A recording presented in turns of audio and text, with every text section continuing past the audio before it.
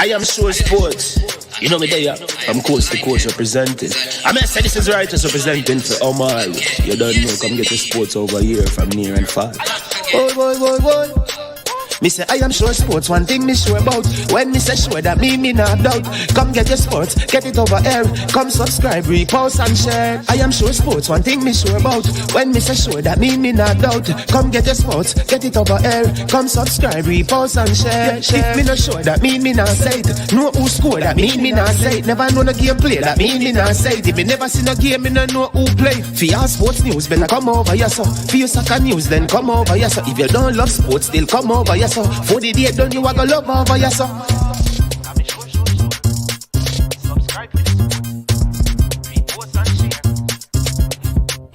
So when it comes on to behavior concerning football, Jamaica is decent.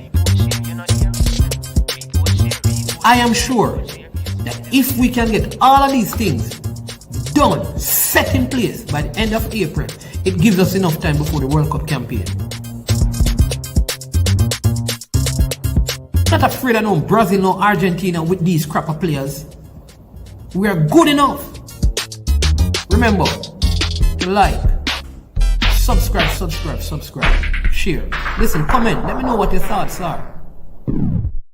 Trick Jerk Marinade gives your meats and vegetables authentic Jamaican jerk flavor. The spices are directly from Jamaica. Spices like jerk seasoning, allspice, Scotch bonnet pepper, fresh scallions, thyme, ginger, and garlic. The key ingredients to a great jerk marinade. 0% sugar and low in sodium. You want to try it?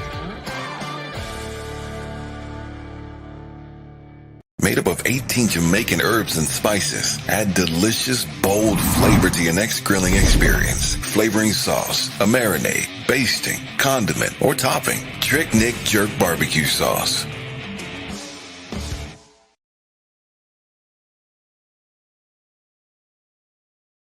All right, well, welcome to I Am Sure Sports. I am your host, my name is Man, and it's always my pleasure to be with you. And it is one of those great days because we have a life. And when we have a life, we give thanks because there is no guarantee that we would have been. So we give thanks. Many have passed away by various means and things. And so we are here. And so as usual, I encourage you, tell your loved one how much you appreciate them because you don't know just what can happen in this life that we live. And so we give thanks. We look to the hills from whence cometh our help. Our help comes from the Most High One, the creator of the heavens and the earth. Again, if this is your first time to the platform, welcome. So glad and so happy to have you. As usual, we ask you to subscribe if you have not subscribed to the platform. And as you watch the video, please like the video, right? It's very simple for you to do that. And then you can also share the video with others so that they can be a part of the work that we're doing here at I Am Sure Sports. Tonight's program, it's going to be around an hour and 15 minutes, hour and a half. We're going to talk about some coaching stuff. We're going to talk in terms of football. We're going to be dealing with some track and field and just some sports thing. And I have a couple of guests who will be on with me. One is from Irie FM, one of the first stations that I've ever really called to talk about sport. This person really liked their balanced views and how they discuss sport. And I remember that they were one of the pioneers in terms of female football coverage and visibility. Know him very well. We normally, we support the best team in the world. They're in London, of course. And if you know the best team in London, then you know which team we support, right? And please, you Chelsea fans, just keep by your mouth. I'm not speaking about Chelsea, just to let you know. All right, but I want to say a big thank you to the sponsors of this video. The sponsors are Prestige Finance, lending a helping hand when you need it the most. All right, call them at 876. Yes, 876. 884-7390. They are located in Linstead, St. Catherine, Jamaica. And guess what? They're offering you loans of up to 200,000 Jamaican dollars, no processing fee, same day processing, and 0 to 4% in terms of interest rate. Also to Launch Legacy, where they handle risk and seek legacy for all your personal insurance needs. In Canada and the USA, visit Launch Legacy at launchlegacy.com or call or text them at 647-989-0782. Launch Legacy is a place here when you stop working for money, they will get your money to start working for you.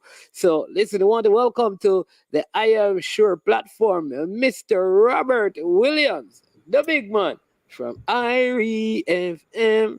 Greetings, my brother. Greetings. And greetings to your viewers and listeners. So good to have you. So good to have you. I've been having esteemed company as of recent, and I'm so happy that you with all the things that you have to do, you found the time to be here this evening. Well, it should have happened before, but we had challenges and it just never happened. But Yeah. never too late.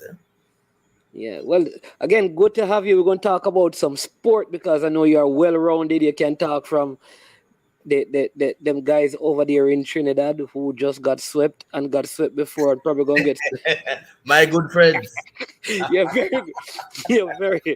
you're very good friend. And we can talk about the World Championships, the Commonwealth game coming up, and also. But I want to begin this discussion with talking about a team that you follow a whole lot, and that is Mount Pleasant and the big move, the new move, the changes that are taken there, that certainly they have me buzzing as I look forward to the start of the new season in November. But what is going on at Mount Pleasant in terms of the coaching?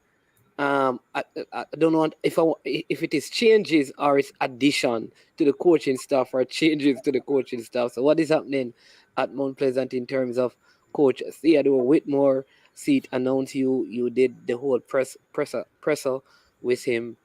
Talk to us a little bit about that. Well, put it this way, Mount Pleasant has always been making waves. There's only really one aspect of Mount Pleasant that has not made the kind of waves that we have been anticipating, and that is being in the top two or winning the Premier League. But Mount Pleasant has always been creating waves. This new move with the appointment of Theodore Whitmore, hopefully it can get us there at the promised land where we want to be in terms of winning the Premier League. If we look back at the very first time that Mount Pleasant appeared in the Premier League, there was significantly high expectation, massive expectations. And when Mount Pleasant played that first Premier League game, the expectation was, from that time, equally high. I think it was against Portmore United, who were defending champions at the time. Yes. And thousands of people turned out to watch that game, and they were thoroughly satisfied. Mount Pleasant did well that season. Didn't win the league, but I think finished up in the top three. Another season came, it just didn't happen. Another season came, COVID came while Mount Pleasant was close to the top. Coaching changes occurred. Remember, Mount Pleasant started out with Donovan Ducky. Then it was Paul Teagat Davis. Then it was Wally Downs. Then it was Nick Eden. And now it is Theodore Whitmore.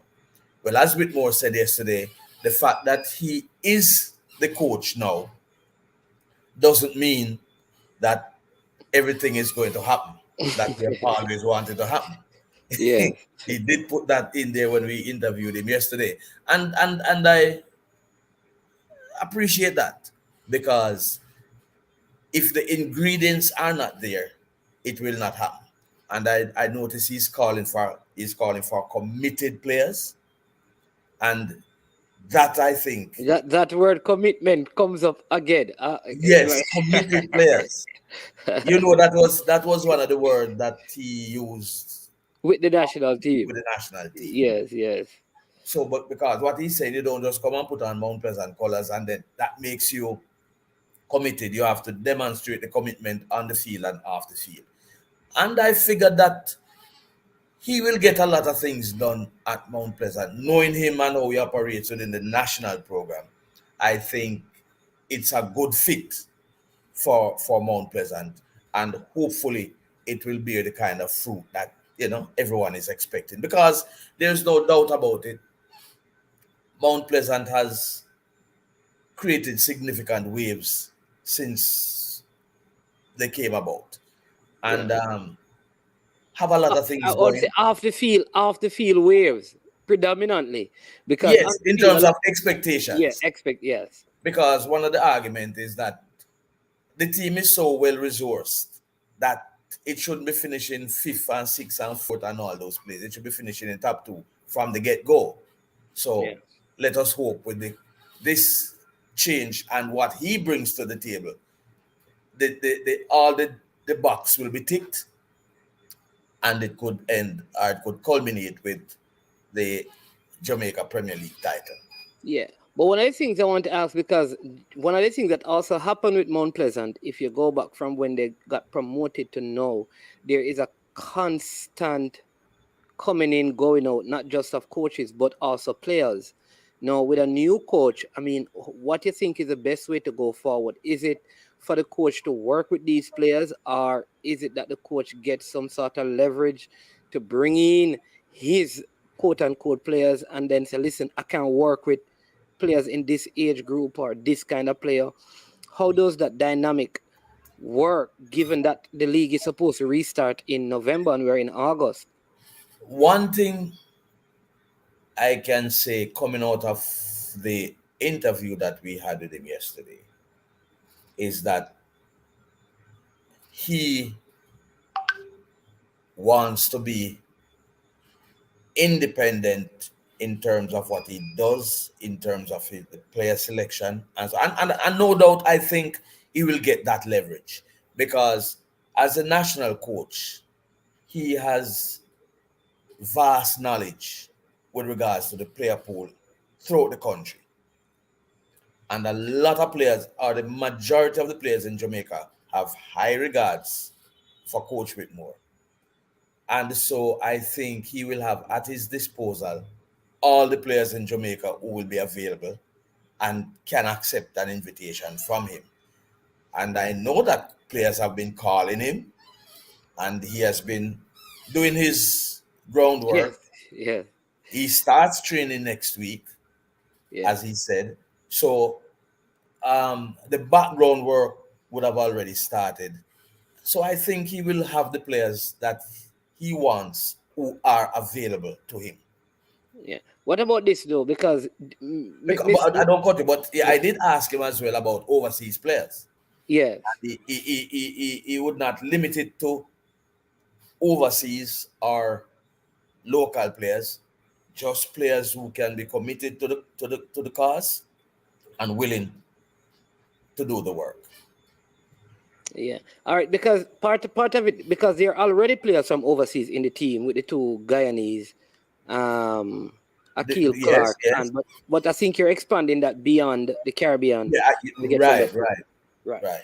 But one of the things is that Mr. Gould is kind of one of those kind of more hands-on owner. I mean, Yes, you yes. will see him on the bench, like in the last couple of coaches. Probably it wasn't as common doing Duke's reign as coach. So different coaches allow, kind of different Yes, things. yes, I'm yes. wondering how that dynamic will I play out. remember Mr. Gold is a football man too. He knows There his you go. football. Yeah, So if he sees crap happening, he knows that crap is happening.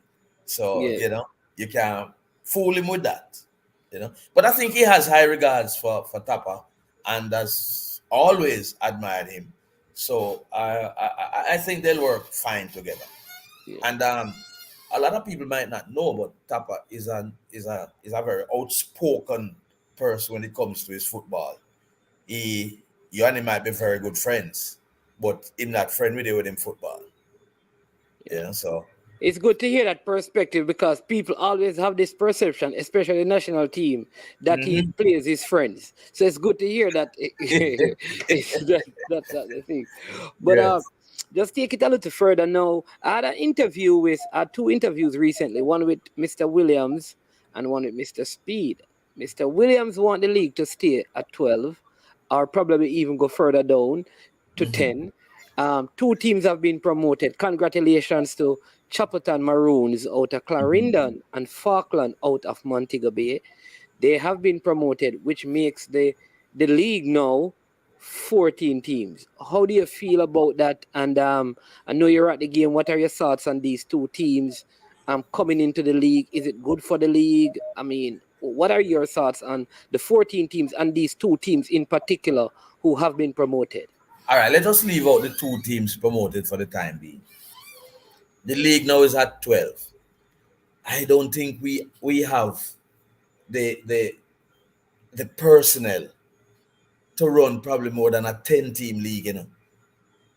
Oh, I wouldn't want to put it more than 10, you know. I think 12 right now is too much. oh. I, No, you really. Hold on, I need to ask you because I just realized your surname is Williams as well. You know, well, I knew from before, and that's the same thing. Mr. Chris Williams was saying. So I just want to. yeah, you see, when you stretch out the personnel, the good footballers who are here, you need to have a more saturated league so that you have more good footballers in fewer teams, so you get the best of the best. But Centralize the talent. Yeah, but when you stretch it out to 12 and 14 and 16, you're really limiting the good players being together. So I'm not really a fan of expanding the league, you know, and I'm not even worried about resources, you know, because if the team, if tomorrow the argument comes up to extend the league to 20 teams, for sure you will have 20 teams. And everybody's going to tell you that it takes 30,000, 30 and 45, 30 to 35 million to run a Premier League. But if you have 20 to run a Premier League season, but if you have 20 teams tomorrow in Jamaica Premier League, you will have 20 teams because nobody's going to back out and say they can't afford it. Yeah. So I really wonder if there's really a resource problem. And I think there is. But if you put 20, if you say we'll accept 20 teams in the league, you are going to find 20 teams and everybody will be resourced. Have the resources to do it. Yeah. I don't know them do it. Yeah. But I don't think the league should be more than 10. I think it should be where we can maximize the best pool of players in a smaller pond. Yeah. You have one of my commenters saying that, management, remember, Mr. Williams, he said that, which is, he never said he wanted it less than 12. Well, he said, ideally, it is to have the league at 10. He said, however, that he would want it to stay at 12 now to stabilize it before adding others. But ideally, he prefers it to be 10. And then when it is stabilized, you can have more teams in it. But he was speaking more not from a talent perspective, but from the financial resources. I am speaking from a talent perspective. But if you can get the talent and the league to the point where it can earn it can have the kind of earnings based on television and so on, then you can expand it to 12. And that time you are going to be open to the world. Everybody from all over the world can be coming to participate in your league. And you don't have a resource problem, and you wouldn't have a talent problem either. Yeah. What about you have any thoughts? Because you look at this, and this is part of the issue with the football. Normally, the promoted teams come from the same parishes most years. So no matter how you try to get other parishes, when it comes to the playoff, Montego Bay, Casafa, St. Catherine, or Clarendon. Mm-hmm. Because somebody, while at Draxall yesterday, someone was saying that whilst they appreciate Chapleton Maroons as coming through, it would be better for the league if Treasure Beach came through, because there's no Premier League team down that side, whereas Clarendon already have Humberland and Veer. So Chapleton Maroons is now making it 3. It creates a little issue in terms of support for each team. Whereas if you had a new team like from St. Elizabeth, Treasure Beach, then you'd have a whole new set of spectators to add. Because from down that side, St. Elizabeth, Manchester, there is no Premier League team. So you'd have all those spectators now to add to it. But but I like, what but happens on at the the end of field? the day, you get a watered down team with a whole lot of spectators, or you get a good team with little spectators. Which one is better for the? Which one is better for the You league? end up with the 3 Clarendon teams playing on a Sunday and 3 set of spectators gone 3 different ways. Whereas if you'd had one team, everybody would be going one place to watch the games. But it is. But I mean, like I said, have you seen any of these teams? Because I know one is coached by Coach Lenny Hyde, who was at Portmore, left Portmore at the back end of the season to take up the job at Chapleton Maroon with a lot of Clarendon College Edwin Allen players and young team, and brought them, qualified them to having left Portmore to the Premier League. And you know, Portmore United, there's always this thing that though they're in Portmore, they're a Clarendon side. Right. So what's nice team, nice little team, nice ball playing team, but you know what it is when you move to the next level. A lot of those players will not matriculate to the Premier League team. But if you should ask me, I would say that I was impressed with 3 of the teams out of the 4 in the semi-finals. Falkland undoubtedly deserve to be there. They have been trying a long time. I'm telling you. They have been getting close for many years. And Falmouth just unfortunate, and but I think they have a good setup there as well. But Clarendon at the Chapleton Marooners, boy, they play the kind of football that I like to see. Them just moving, just mobile, just passing the ball around, just knocking it around, and just finishing. I just love how they play. Yeah. But of course, as you move to the next level, they will have to improve the resources. And I think some of those players, one of the Clarendonian person in the group is saying some of the players may be leaving to go to college as well.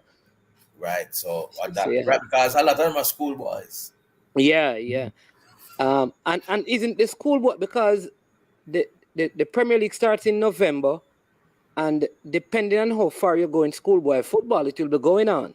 Right. You might not be able to play you may not be able to play both. Yes. But what some clubs would normally do is have them play the schoolboy football, and when the schoolboy football season is finished in December, then they would come. I know that's what Rodolph Speed did with his team probably 2 seasons ago, because he had a lot of schoolboy players, and then they moved into the Premier League setup. Well, let's see if we can have a quick word with the man who conditioned this team, Mr. Lenny Hyde. He promised us that he would come on to celebrate with us after after trading. Let's see if we can get through. Hello? Mr. Hyde, this is my name's man, and I'm here with Robert Williams from Irie FM. What are you doing? All right, yeah. We're here talking about the great Chapleton Maroons and talk about the man who lift up from Portmore. We're not great yet, man. We're not great yet. And man, you can't leave out Sammy out there, you know, because Lenny not leaving out Sammy either. But congratulations, Coach Hyde. Yeah, man. Thank you, man. Must have been. I mean, first question I want to ask is how tough the decision was to leave an established Premier League club like Portmore United that has been around for a while to go down to play in a Tier 2 competition with the hope of coming into the Premier League. How confident you were that you'd be able to qualify, having given up a Premier League team, and how difficult was the decision? No, man, it wasn't difficult. It was a plan from long time, from long time. We had the vision from long time. The manager, Mr. Rowan Rainford, the boss, Mr. Michael Scott, Mr. Cash. We had that plan for a good while now, We had the academy, the Joga Bonita Academy run by Mr. Rainford and Sammy, Julian Samuel. And Mr. Scott and the Turners, or by Turners. Yes, the field, yes. He's our academy. And we always wanted to link up the Clarendon College. We were so close, we are neighbors, close by.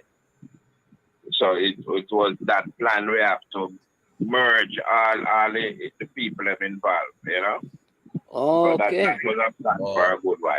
It wasn't up yet.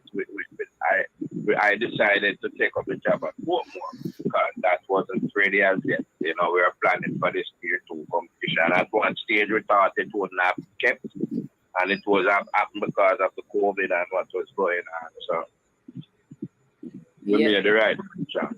We have that in our mind from long time. It's good though to know that it didn't just pop up, because when people probably outside of the Clarendon space or Chapleton Maroons, they are wondering, so how this team even qualify? Where are they from? How they get into those questions were asked because people would not have heard about Chapleton Maroons, for example, in Division 1 and Major League or in the last Super League. But you said that there was a plan and an academy working all along, and everything just came together right now. Yeah, man. Yeah, because we had a team before, the team was there. I didn't know what it didn't name the Chapleton Maroons, but Mr. Scott had a team down there that was playing. I think it's in the Major League or something like that. Oh. I don't remember the name of the team, but they were playing in a league, the lower league before, and the plan just came in that we can merge the Clarendon College with this team, because some of our games played at Turner's field, at his field, so, and he's a member of the community. We link up with the Edwin Allen team, the Lennon team, players from Lennon, so it's just in that vicinity in the Clarendon area that we're gonna team players from, and when it came about, we jump on it with both hands because we need the players to continue playing football after D Cup. We didn't have nothing to do, so it's a good look. And I remember, in 1977, with the same strong for Clarendon College team, we played in an XDC competition just before the Dakar Cup started. Okay. So it we don't know that just come round. It just come round in our circle, right, bro? And the same thing, we won that competition, but it wasn't a thing to promote. It just was a SDC under 19. So we used that opportunity as our pre-season at Clarendon College in 77. Okay. And it paid off for Clarendon College. For it was that chemistry. We played about 16 to 17 games to go over a whole lot. We go out in Spanish Town and we play a nice competition. So every team, build the chemistry and the togetherness and the play, the regular playing, make you improve and get that chemistry then going. So when I saw this came about, I said that does reflect back in my mind. I said, I had the same thing like 70%, so make you jump on it. So you did it as a player, now you're doing it as a coach. Good job. Can I ask Lenny a question? Lenny, with what you just described a while ago, what is it saying to us about Clarendon College in the Costa Cup competition coming up shortly? No, we just use this as a pre-season for the players. We don't have send out no trade down. We don't have to. We're going to mash up. We don't have to mash up the league up fire. So why are you using the words, though? I find it strange that you're using the words, you don't plan to do it, Why are you using the words? Is it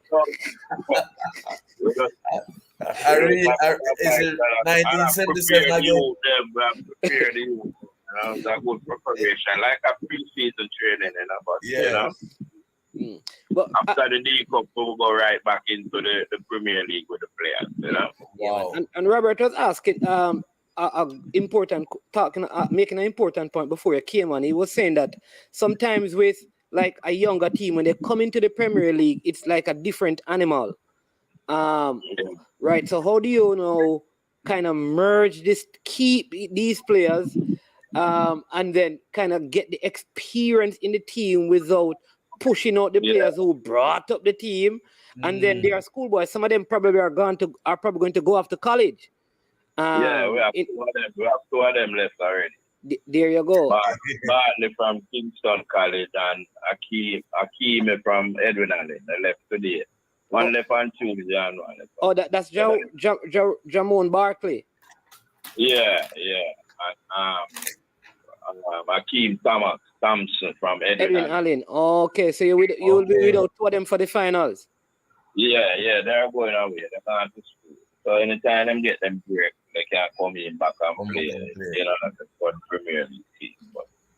And that's what we want for the players. We're not stopping them from looking their future, what they decide to do, if they're going to school or going through, or that's just what we want to see, Yeah, because so we have to prepare them here, Yeah, you really have a short time, because the league restarts in November, early November.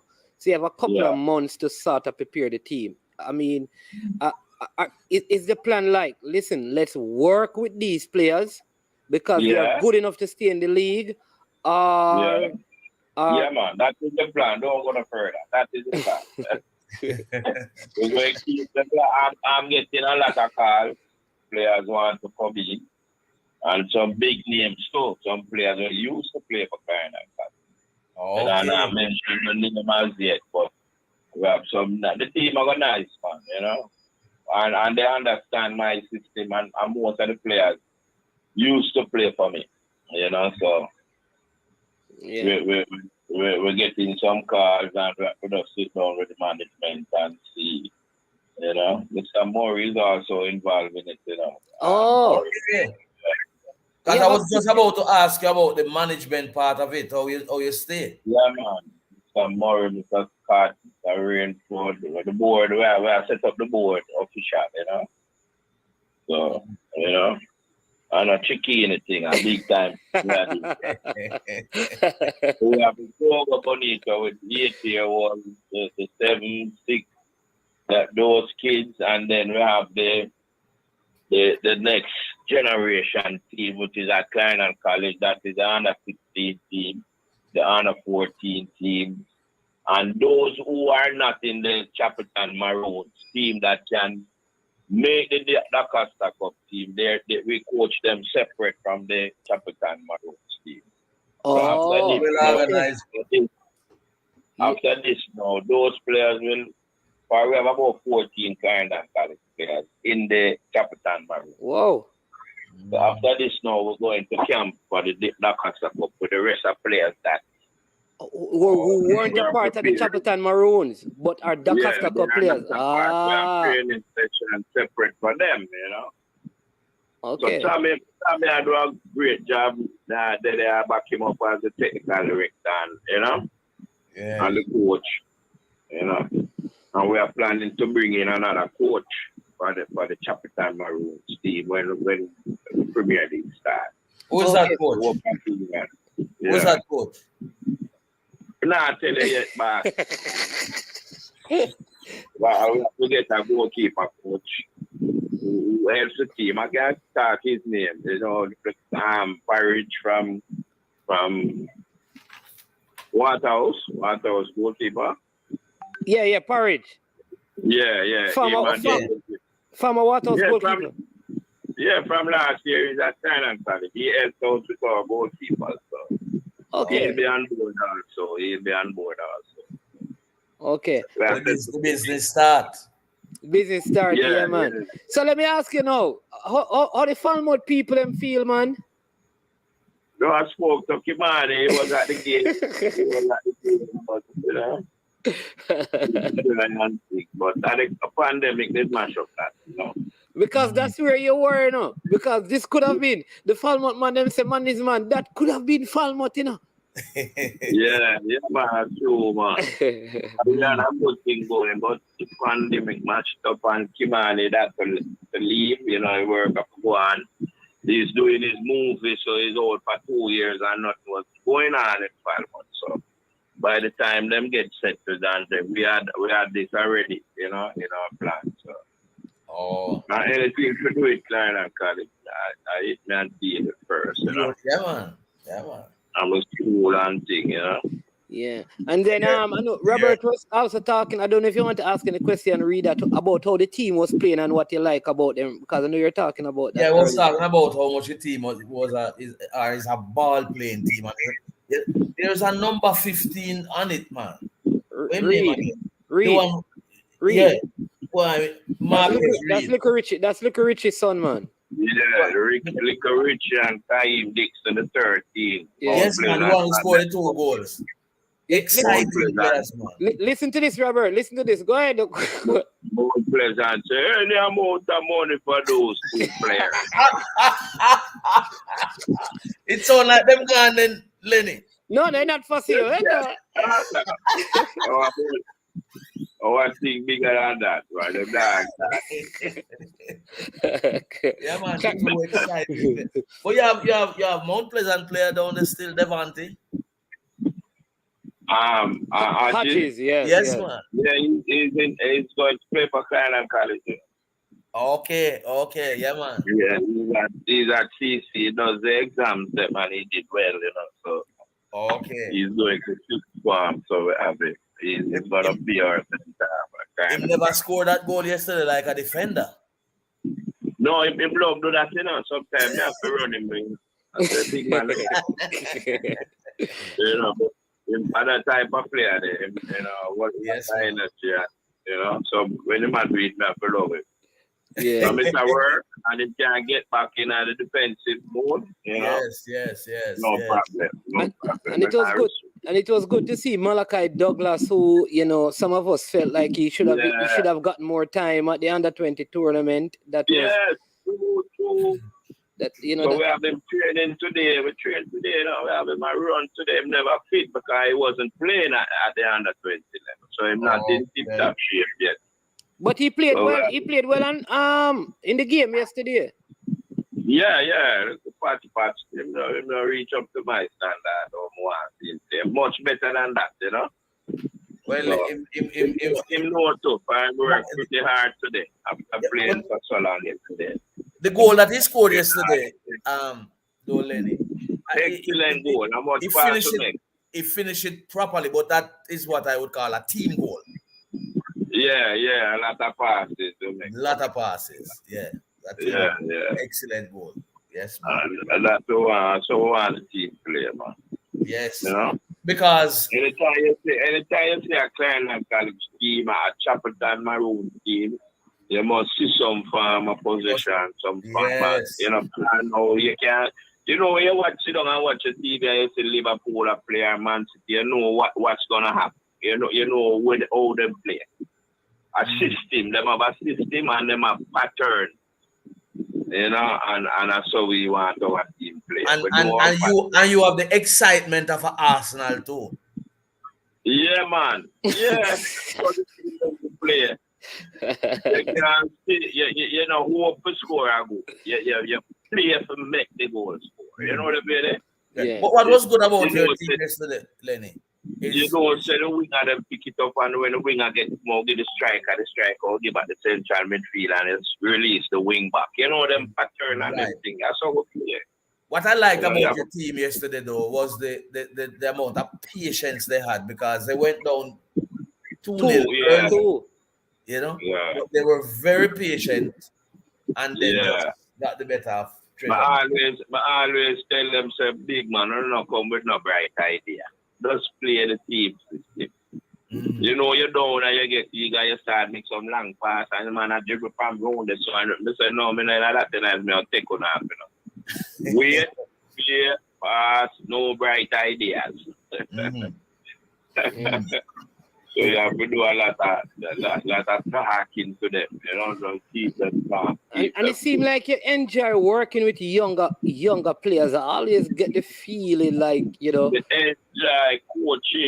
Enjoy coaching when you sit down and see the things that where you practice them, do it on the field, and that me love see.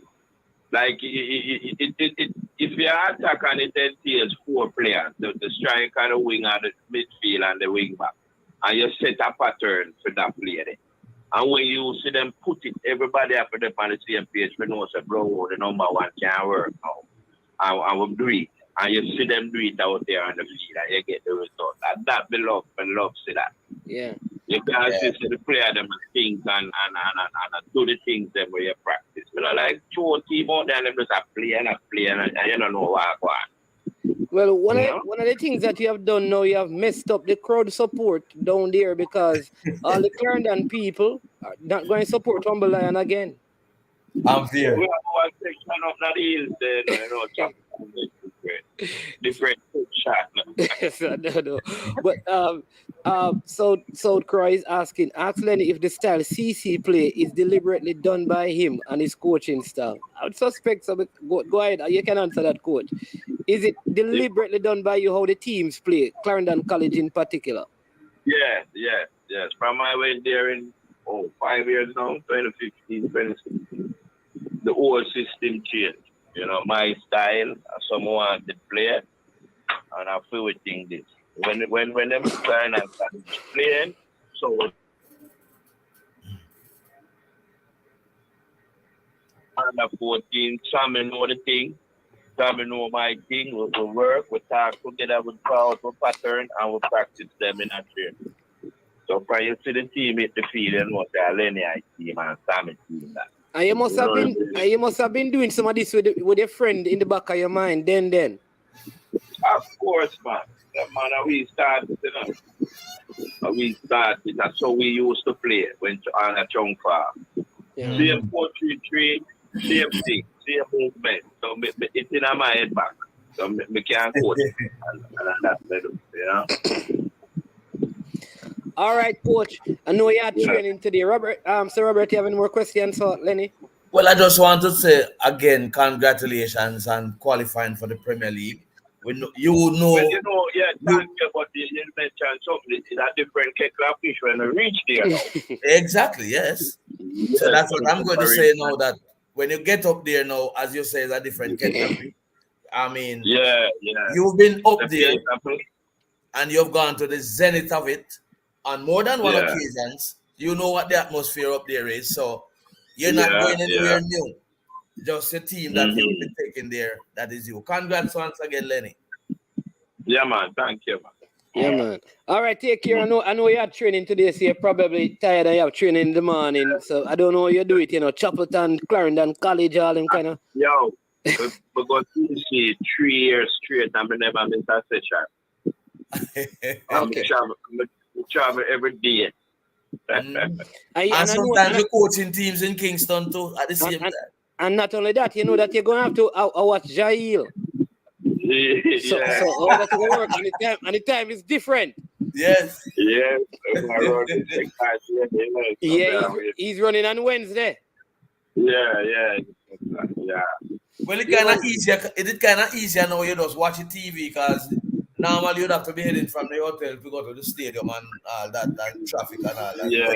You just go sit down in front of the TV. Drive from Chapleton and reach over to catch it. Yeah, man. But how is he? I mean, I've spoken to him since the World Championship. Yep. How is he doing? Yeah, he was here. He came home first. He was here. Okay. And then he left on Tuesday for Birmingham, man. Retired, man. They're ready now, man. Okay, right. So he believes that he's going to, because I know he made the finals, got a bad lane, did very well, did his personal best at the World Championship. He might catch the pace at them now, you know? He might catch that pace. They are the big runner there. Anytime him draw down on them, a different thing, you know? Different story. Yeah, baptized. They get the baptism. All right, yeah, man. All right, coach. Well, bless up. Always a joy talking to you. Yeah. Try Pepsi in the thing now. Him just a reach late, you know. Man, is Who that? tell Lenny Ali say him a ball face. Who that? Pepsi.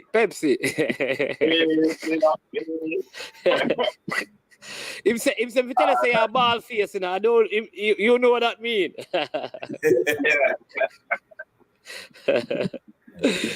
Yeah. Yeah, man. All right, bless up, coach. Always a joy Yeah, man. talking to you, man. Yeah, man. Respect. All right.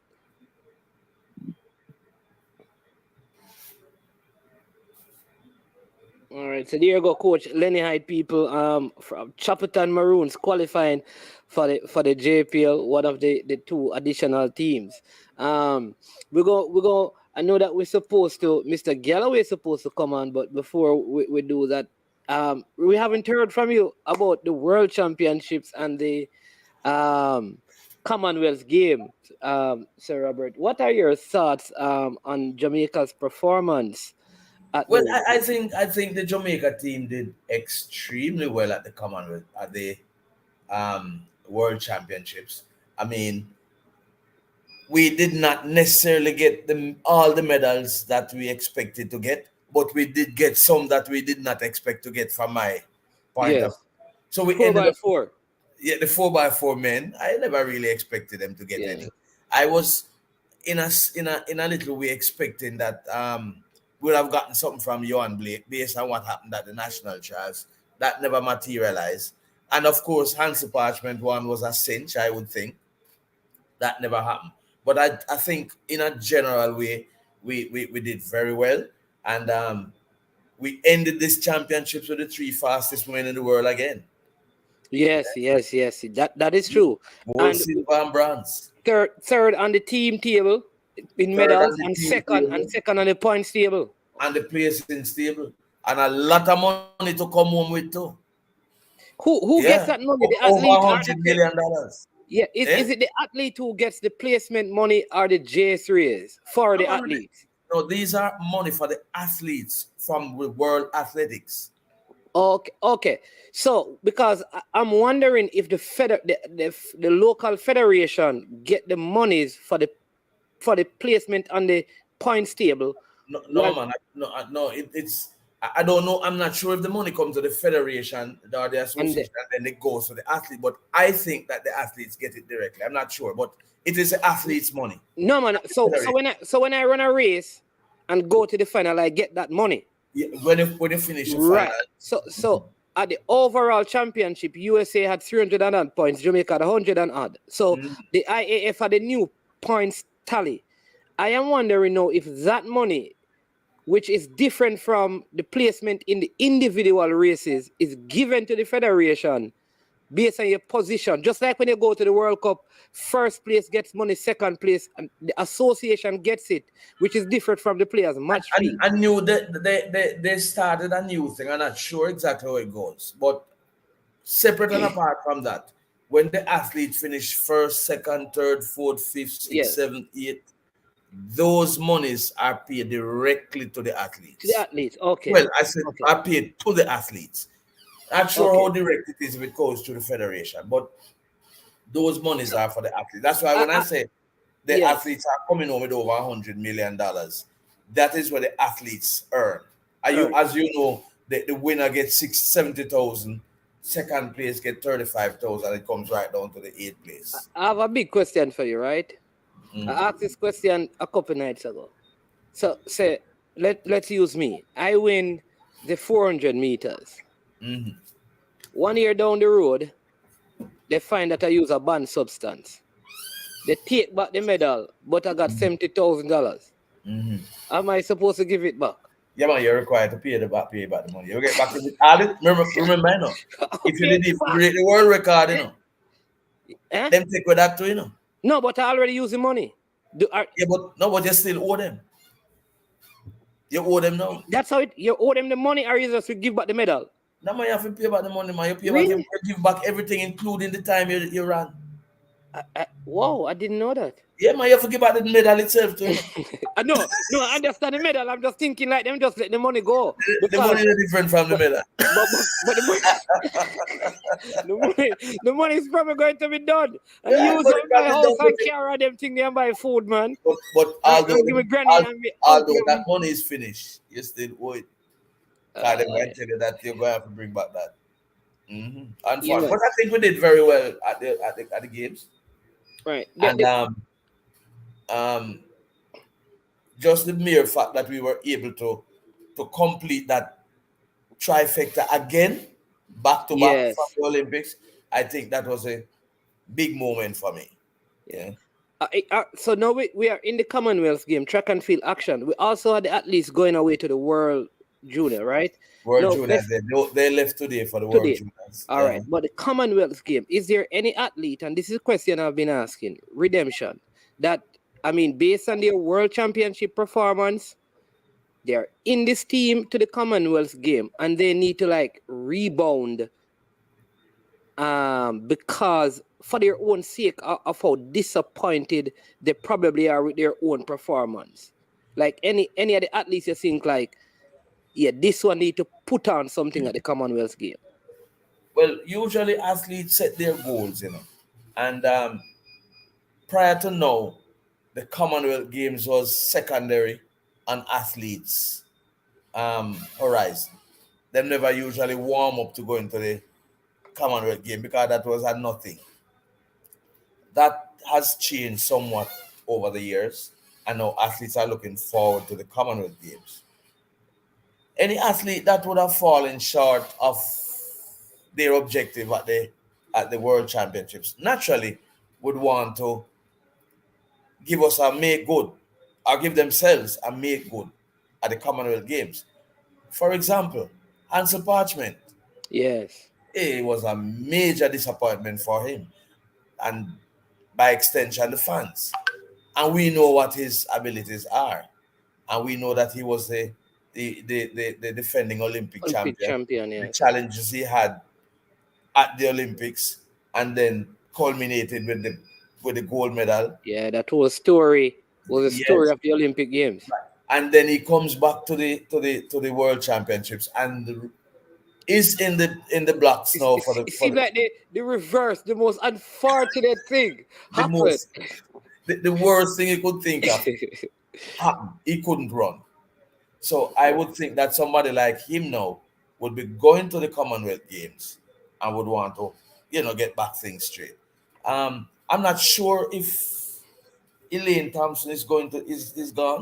Yeah, man, she is. But somebody just said that Sherika Jackson, who is there as well, she's out at the 200. But she's only going to be running the 100. Which I think they're right. She may run the 100 and Elaine may do the 200. Right. And Elaine was in such fine form at the Olympics, and then it just went south at the World Championships. She would probably want to, fix that at the Commonwealth Games. Not sure how much she can fix it, but she would want to have things happen differently for her. But I'm sure they're going to be doing well at the Commonwealth Games for the most part.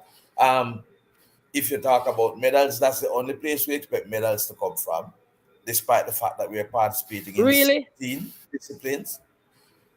Oh, you mean track and field? Oh, track and field. Yeah, okay. track and field. Yeah, track and field. Okay, yeah. Although we're participating in 17 disciplines, realistically, we're not really expecting medals in the others, but we're participating nevertheless. But medals, it definitely will be from track and field.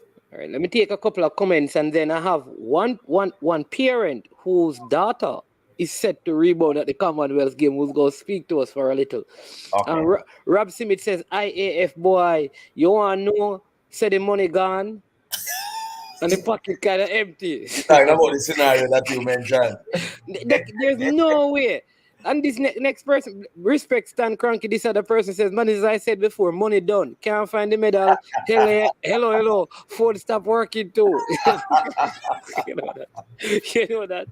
There's no when all that is happening, they would call the federation, the local federation, to find you.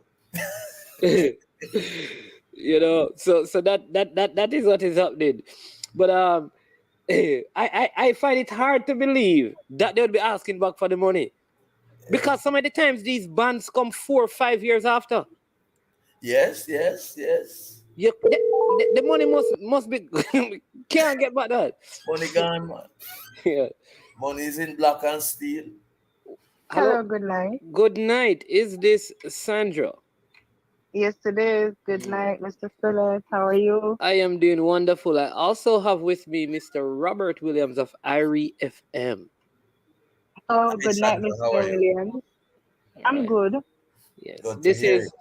is people when they hear this voice, right? If you ever listen to any of our athletes interview, you should be able to pick up this voice because they sound alike, and many people tell me that they look alike. This is Sandra, and That's true. right, she's the mom of Kemba Nelson, and she had Yes, to, I am. yes, she had to stand strong and tall with her daughter during the World Championship. But talk to us. I mean, how do you feel as a parent to see your daughter this year, having had a great intercal season last year, and never made the team because she came at the back end and was so tired, and this year things kind of changed and she made it. How did it make you feel seeing her participating at the World Championship? Okay. I feel extremely proud, because I know she worked hard to be where she is today. No, I know this is just the beginning of great things to come, once she stays focused. So, I'm extremely proud of her. Wonderful. And I know, I mean, how did you manage? I mean, I know this is your daughter, and there was many things and all kind of crazy thing on social media. Yes, How did you, true. as a mother, as a parent, encourage her? One, and how did you keep yourself away from all the toxic things that were out there and being said? Okay. Now I always tell her, to stay focused. My granny always have a little saying, watch the eyes of the market, watch the sale. But I always tell her that good things is, coming her way.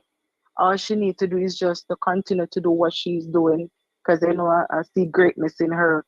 Because even before each race or each competition that she has, we always have a little chit chat, always send her motivational stuff, just to give her a little motivating, going towards her competition. So, we always talk. We're very close.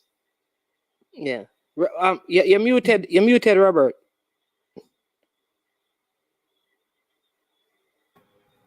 Yeah, sorry about that. Yeah. Sandra, has the Yeah. toxicity um toned down now? Yes, it has, because what she did is she had actually deactivated her Her Twitter Twitter account. account. Mm-hmm. And right, but no, she has activated it because I talked to her. I said to her, listen, you don't have to dwell in the negative. Mm-hmm. All you have to do, you don't have to read the messages either. Reactivate your account and you can post your motivational things on your account. If you don't want to, you understand? It's up to you. You don't have to listen to the crowd or what everyone is saying, the negative stuff. Just think about the positive, because you're there for a reason. You're here for a reason. So just block out the negative and think about the positive things. The reason I asked the question is that Mhm. since the toxic comments and all that have been going around, a lot of people have Yeah. come to her defense in that Right. I've seen so, that. so so that by itself would have helped to educate some of the people who were making some of the toxic comments, because some of them were just making it out of ignorance. Them never Right. understand. And I could You know? understand that because, Right. most persons are expecting the gold. So, And You're talking in the relay. You're talking in the relay. yeah, Yeah. right. right, in the As I release, as yes. as I said to on my program on Monday night, Manning's man. What's the score? Yeah, people, Yes. listen, people. If you don't listen to what's the score now, you have to listen to what's the score now. A lot of people, and I mentioned it earlier, they are track and field fans when a big event comes around. What happens True. in between, they are totally unaware. Their next True. sojourn is the next big event. So they are only making comments about what happened there, and there's no background to their analysis, so to speak. So to Right. a large extent, they are just speaking in a vacuum, you know. So Right. They're not not a lot of knowledgeable. persons have come out in support of Kemba and spoken in to justify what happened and what could have happened and what didn't really happen. I I think the understand. toxic nature of the comments would have been dwindling by now. Yeah, and listen, Yes. one of the things I'm glad about is that she didn't take a break because I know she's tired. I think she has done over 50 other races this Right. season Yeah, because she even did. when you run for college, that's how it goes. Right, she did, but she did fewer races this year leading up to the trials Yes. than last year. So Than that's last one adjustment because I follow her a lot of that check up on a lot of the things there.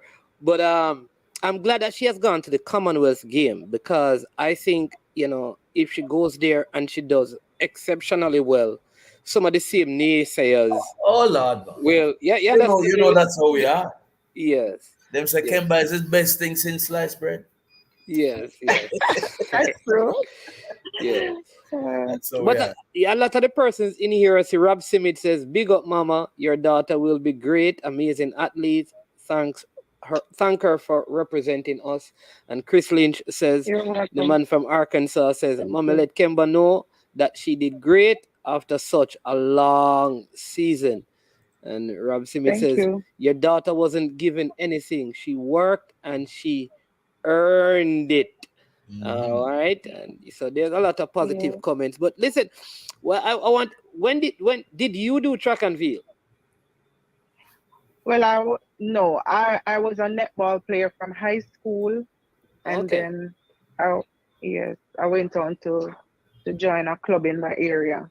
okay, and how do you feel about her having completed school now? She's coming back to Jamaica. Is that you know you think this is the best thing for her, or you'd have loved if she had stayed overseas, or you're glad that she's coming back to Jamaica to further her professional career?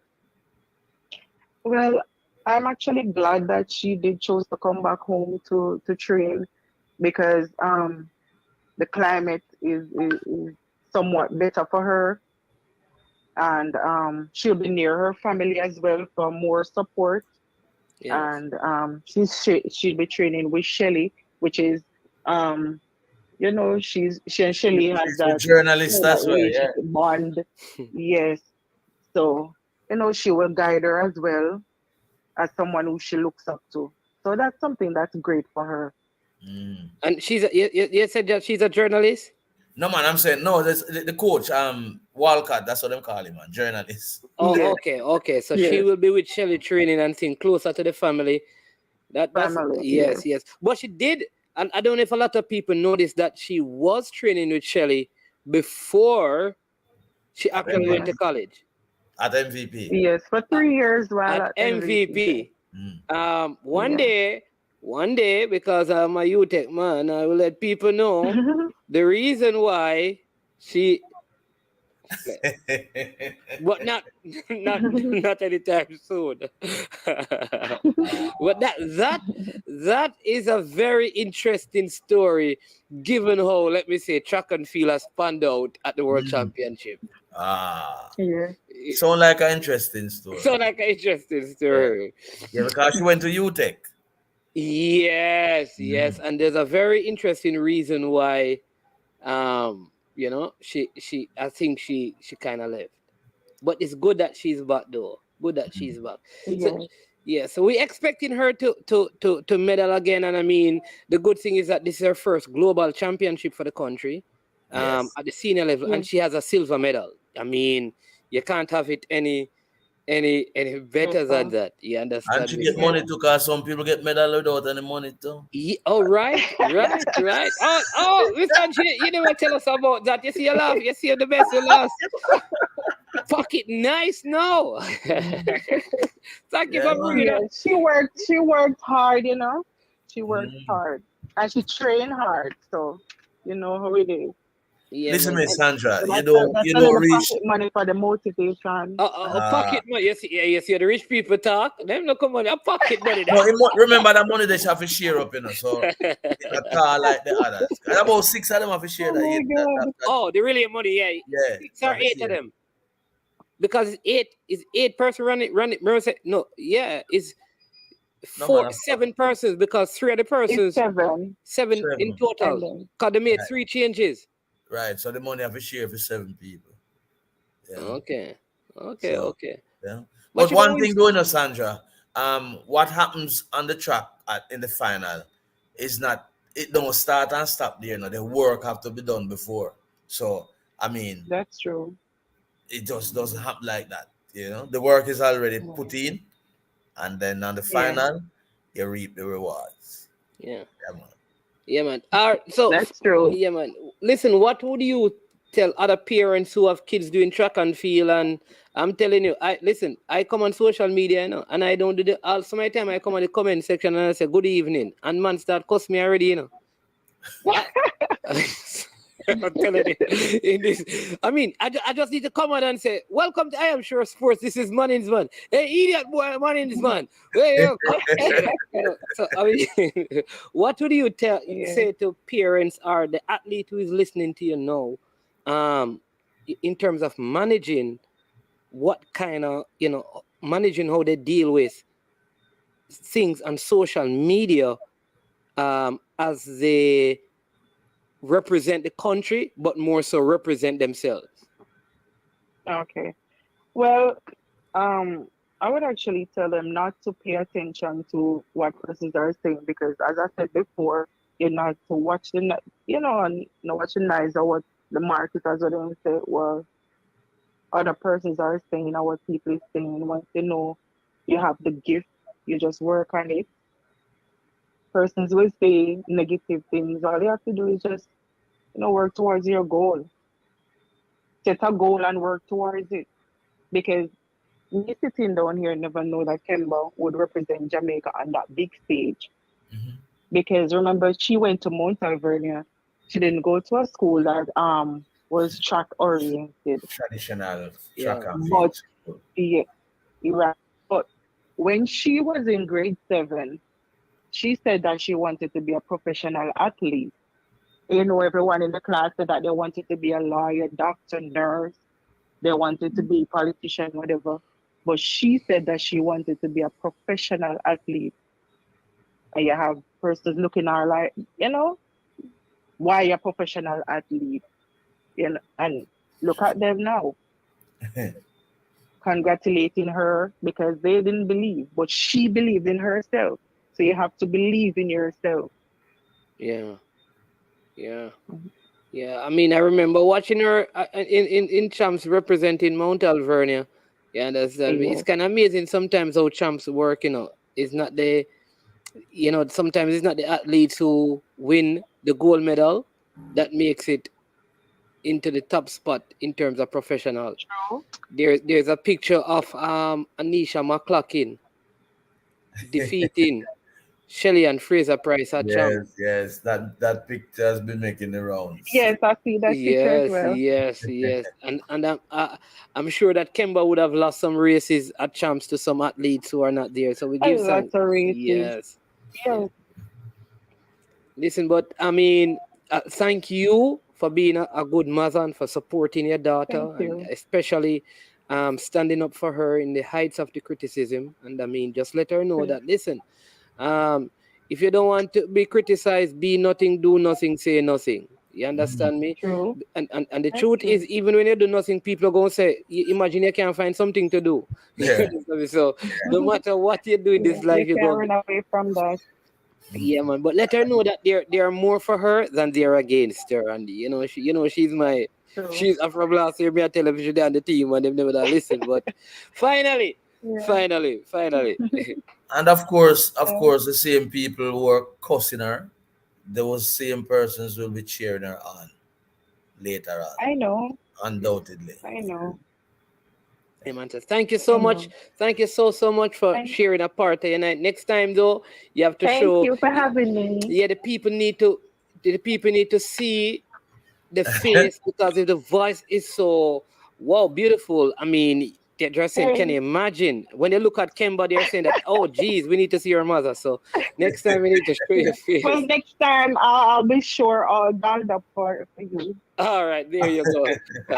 All right, thank you so much. All Be right. safe. Thanks for And having me. yeah, when you talk to her, let her know that we wish her all the best.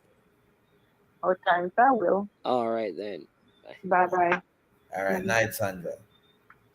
Bye bye.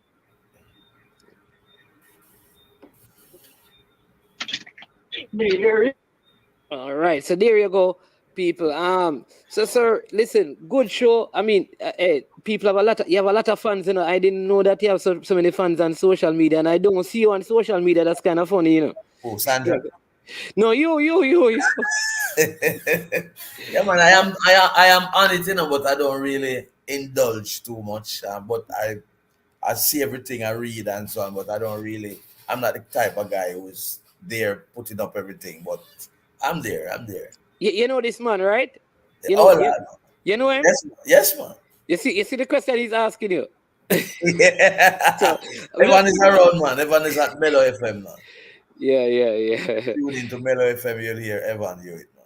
Yeah, man. So big up yourself, Sir Andrew Safan Sewell, goalkeeper coach down there at Waterhouse. He's not Porridge people, he's Safans.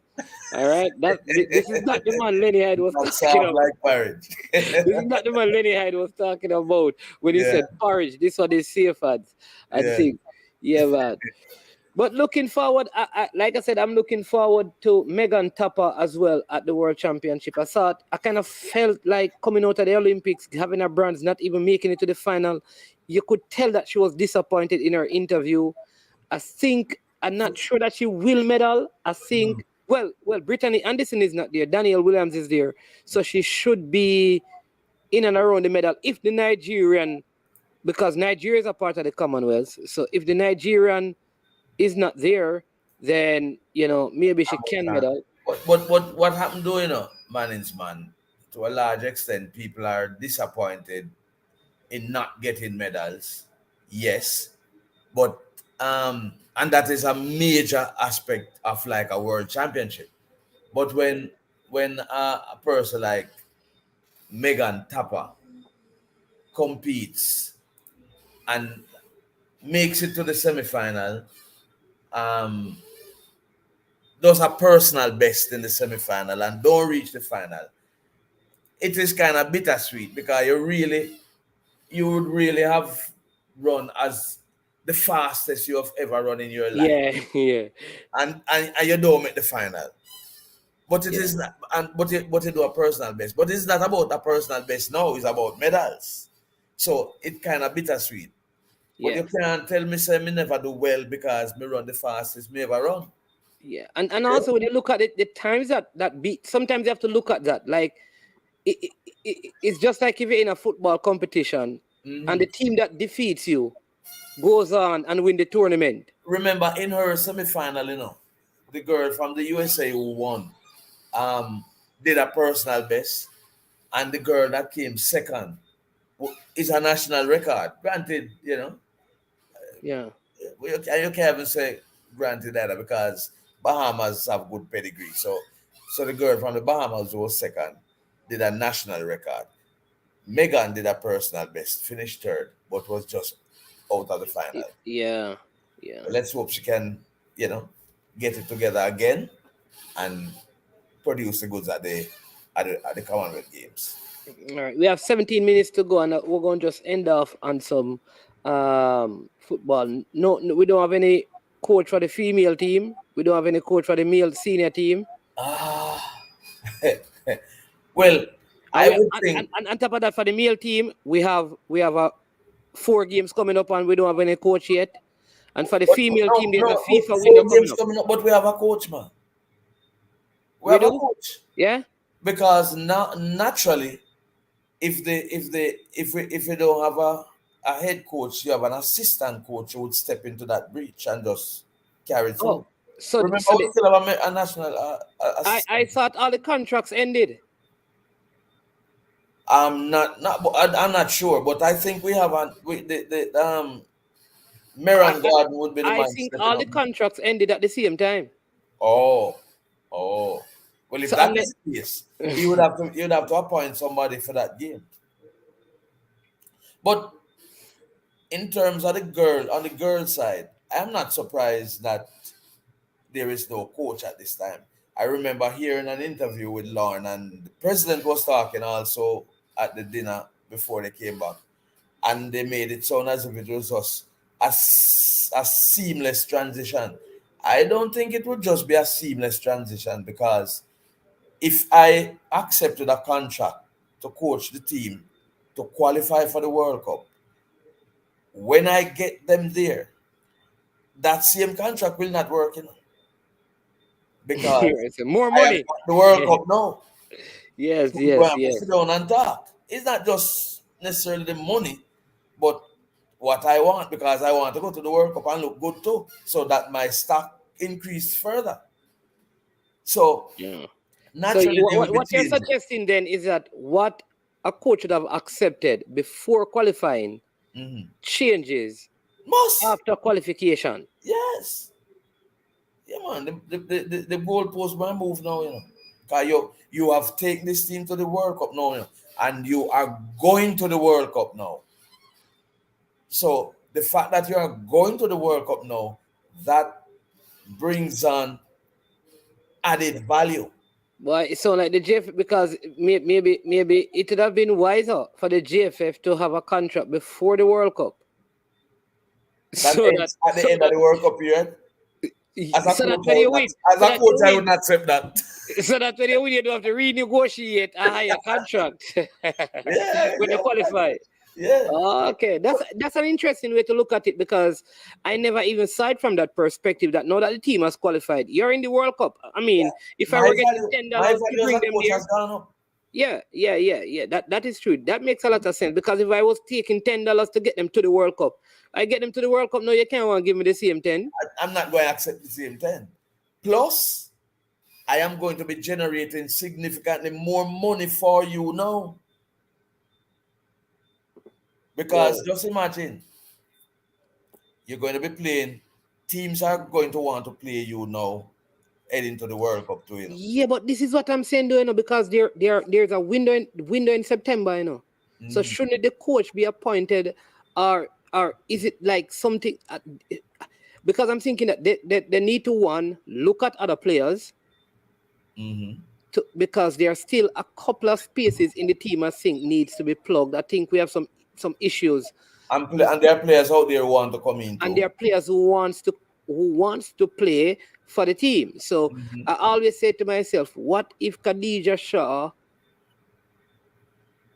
is down? Who is our next central striker? Yes. Right? Who is a ball winning CDM that we have? Right back and left back also look a little bit suspect. So you want to have your coach in place so that he can make all these adjustments and play them in the friendly games, because remember playing so that he can get to see them, because we have Canada to play, For the so I don't think we have a long time to go without installing the coach, unless there is some sort of gentleman's agreement. Well, nobody not working with gentleman's agreement again.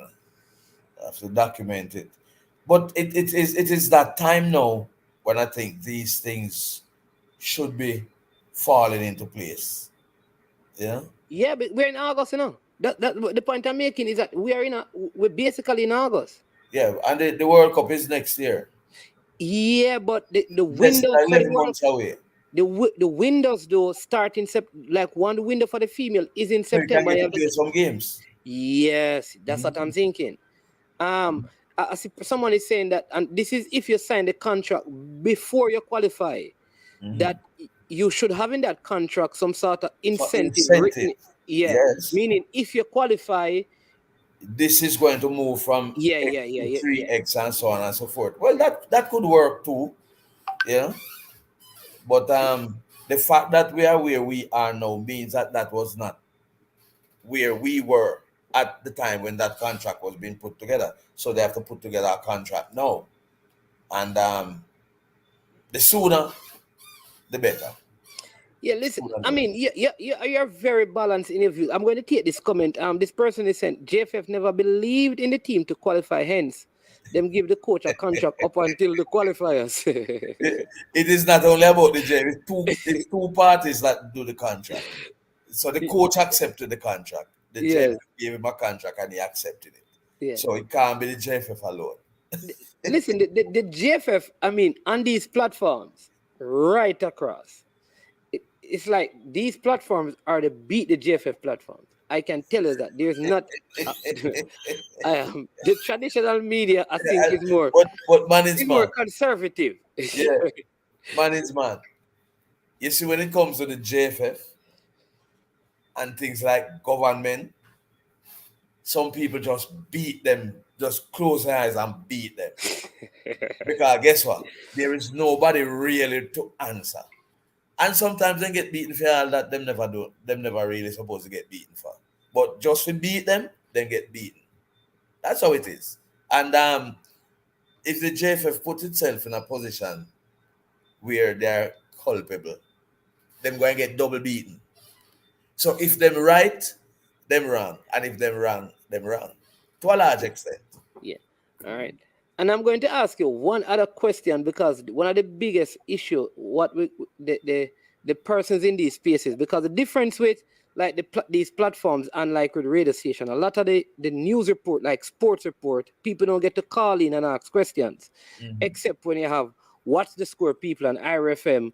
The first show man used to call What's the Score, Irie FM, every Monday night. You understand me? And you used to make valuable points. There you go. There. I just have to learn the craft. Yeah. But what I'll say is that a lot of people say, and I had George Davis on from Sportsmax, president of the Press Association of Jamaica, and he was saying that the print press they only report. So what we get as people, as fans, is just reports. Right. There is not a lot of opinion. And opinion and investigatory journalism, presentation of information. So, for example, use the example of the luggage situation. All right, where all that was reported is that the issue with the luggage and the credit card wasn't working. Right? When you come on YouTube, the JFF is beaten. But when you listen to what we call traditional media, there is no, I don't hear anybody talking to Mr. Bruce Gaynor, the person who run the travel agency, who made a booking, to ask for the details of what happened. And so when there's no information, Jamaican. Speculations. Well, I have a friend named, they call him Diego, call the radio. He say, listen, every Jamaican go to school, the first thing you learn is to fill in the blanks. When it comes out to everything in life, if you don't tell us, we are going to speculate. Fill in the blanks. Right. But man is man. You know what happens a lot of times? A lot of times it's not that the traditional media don't ask question. But if you ask the question and you don't get an answer, what are you going to say apart from the fact that you don't get an answer? I remember saying to JFF, if something happens and you allow it to put on wings, it is going to fly. If you don't nip it in the bud and address it, it is going to be left there for people to come to their own conclusion. And when they come to their own conclusion and it's spread and go viral, you can't stop it again, because you never did what you should have done in the first place. So don't expect the media to be running you down for you to clarify a situation. You should be coming to us to ask us to help you to clarify it. You understand? But if we run you down and don't get it, we can't do anything about it. We can only speculate like everybody else. Yeah. And this does not only apply to the JFF, you know. All the sporting. I think it's all the sporting bodies in Jamaica. I hear a lot of the beating that the JFF get, you know. Listen, I'm convinced that I need to fix my heart, you know, because heaven gone or heaven, you know. And me still there, you know, so the rapture take place, you know, because I can't even hear from him, so must heaven him there, you know. Trust me. So a lot of the things that the JFF is beaten for, some of them rightly so, but trust me, you can find the same situation in most organizations. But there are some organizations that are media friendly. And so when it happens in a particular organization and people rush to just tear them apart, it will happen in another organization and that rush is not there to tear them apart. But them usually say, so you spread your bed, so you line it. And that is what is happening with the JFF. Yeah. A lot of times things happen within organizations, sporting organizations. It never see the light of day. Nobody not talking about it. And it's not because people don't know. You understand? Yeah. I remember back in Captain's time when you remember what's his name again? That was positive for drugs. What's Jermaine you? You remember that time? Yeah, the German case, yes. Right. When we put it to Captain that Jermaine you are tested positive, Captain took us to task and said, how he never want to really call the name of the station, you know. So him say, some people just think them Irie. And because them Irie, them just do anything. And I said to Captain, we are correct. We are right. The man has tested positive. On the day when it broke, that it was really so, you know, we have to care about the tape where Captain was saying that you can't just be Irie. Yeah, I remember that whole thing with you. And yes. And we have various cases. And then the whole Vin Blaine and Craig Butler issue was from a Irie FM interview as well. Yes. But you see, there are times when anything you say will be used against you. And even if it is, and so if you use a word in a sentence and somebody chooses to take that word and move it in a different context, you can't stop that, you know, because guess what? You use the word. Yes. Because that is what happened with Vin, you know. Oh, he did use the word ordinary, but the context. He used the word ordinary. Yes. And it was convenient if you want to say that he was saying the player is just ordinary, because ordinary have various meanings. So you just choose the one that you want and just run with that. Him can't escape, you know. Because he used the word. You understand me? Yeah. But on the night when we did that interview, it didn't even raise any red flag because we were talking in a particular context and we understood. But when other people hear it and, you know, put a different spin to it or interpret it a different way, them going to just run with that interpretation. But that's how radio is. And that's what I'm saying. If you never use that word, it could not have been, yes. It could not have been interpreted in any way. Yeah. But see, one of my commenters, a couple of things, because I want you to get some of these before you go. Traditional media are complicit as it relates to the JFF. That's a statement one person is saying. I mean, you know, traditional media is talking like the radio station. And that is not true. That is not true. And I go back to another example. Way back. My station, Irie, was at one stage called JFFFM. I don't know if you remember people saying that. Yes, that is true. And even in the Rene Simoes era, we were blasted by listeners because I said we were supporting whatever foolishness was happening. And I remember back in those days, Irie FM was the only station to carry certain news about the JFF to the point where Rene Simoy said that he would never give us another interview. And he didn't. And it was in 1996 when the Jamaica team went to the under 23 tournament, the Olympic qualifying tournament, and he saw me there, and he called me and said, "Listen, me, I appreciate the fact that Irie FM has spent money to send you here to cover this tournament. Anything you want to know, ask me. I will be doing the interview." You understand? Yeah. And that is how he started doing interviews with us again, because he appreciated the fact that we were interested in the program. And we have many stories like that. Yeah, I know that. There was a time when we broke a story when a situation with Ricardo Gardner at the Heathrow Airport, and Simois had it that we have a spy in his team, and he must know who that spy is, because it's not possible that something happened 3 o'clock, something happened 2:30, and we had it on the news at 2:45. We must have a spy. And I said, "Mr. Simois, we don't have no spy, no, but news, what some people see as news, what some people regard as just regular information, we see it as news." So we knew that there was a news item there. He just can't believe. And we came under whole heap of attack. I would use the word attack from the JFF. But guess what? It was a love-hate relationship, because we were getting the job done and we were doing what other radio stations were not doing.